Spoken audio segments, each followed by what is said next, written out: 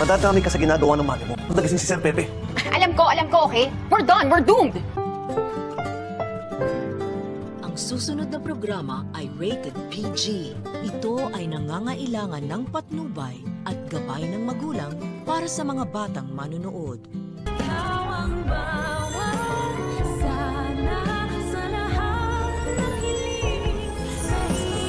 Gusto ko na ma-familiarize yung sarili ko dito sa lugar nyo kasi mukhang matagal-tagal tayo magkakasama.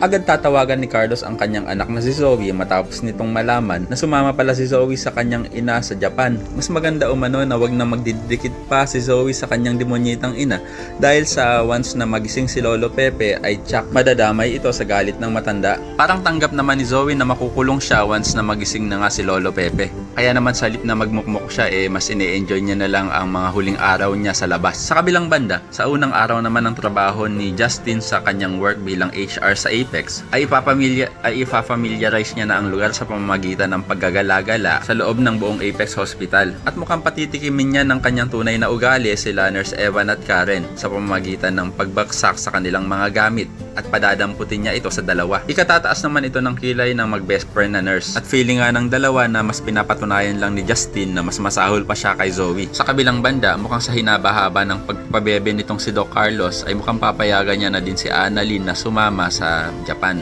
At obvious naman kasi dahil last year pang pinapakita na magkakasama nga sila Annalyn at ang kanyang ina pati si Doc Javier at masayang namamasyal nga sa buong Japan. Sa kabilang banda, mukhang inuumpisahan ng manipulahin nitong si Eric ang kanyang dating asawang si Giselle. Sasabihan kasi ni Eric si Giselle na pagdating sa trabaho ay wala namang problema kay Giselle dahil matalino ito at lahat ng mga desisyon niya ay tama. Pero pagdating sa personal life ay doon siya pumapalya.